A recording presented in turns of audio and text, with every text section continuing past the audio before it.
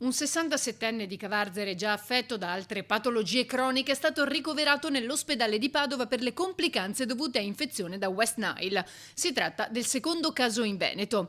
A giugno, fa presente l'Ulstre Serenissima, era stato segnalato il primo pool di zanzare positive al virus ed erano state messe in atto le azioni previste dalle linee di indirizzo per la sorveglianza e il controllo delle arbovirosi, verificando nel territorio del comune colpito l'efficacia del piano di disinfestazione messo in atto e dando tutte le indicazioni previste dal protocollo regionale. A fronte del caso, il Servizio Igiene e Sanità Pubblica ha dato notizie a tutti i comuni del territorio e alle aziende sanitarie confinanti interessate. Come da protocollo, ha spiegato il SISP, sono state impartite le indicazioni di verificare i siti sensibili nei quali rafforzare le azioni di prevenzione degli interventi di controllo del vettore.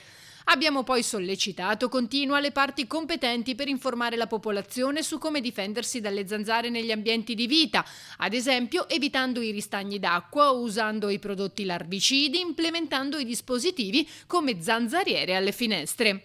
Si rafforza l'invito a utilizzare repellenti efficaci su pelle e vestiti in ogni occasione di esposizione, non solo a casa ma anche quando ci si muove altrove. Intanto continuano le verifiche nel territorio di Cavarzere per appurare la presenza del vettore nei fossati, oltre alla valutazione degli interventi di disinfestazione più idonei per ridurre la situazione di rischio.